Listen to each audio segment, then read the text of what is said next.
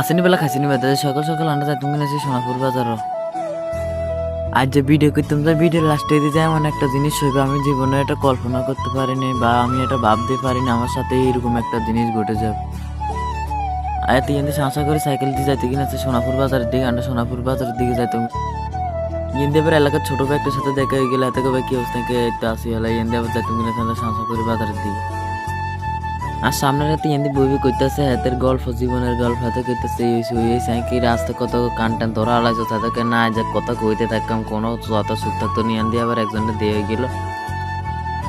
এই দেখেন এখানে সোনাপুরের মসজিদটা আমার কাছে অনেক ভালোই লাগে। আর এখানে এসে আমার কয়টা বন্ধুদের সাথে দেখা গেল, ওরা আমার দিকে কি করে এনেছে আমি তো ওদেরকে দেখে ভয় পেয়ে গেছি। ওরা আর কি আমার বন্ধু বুঝছো, ওরা আমার বন্ধু।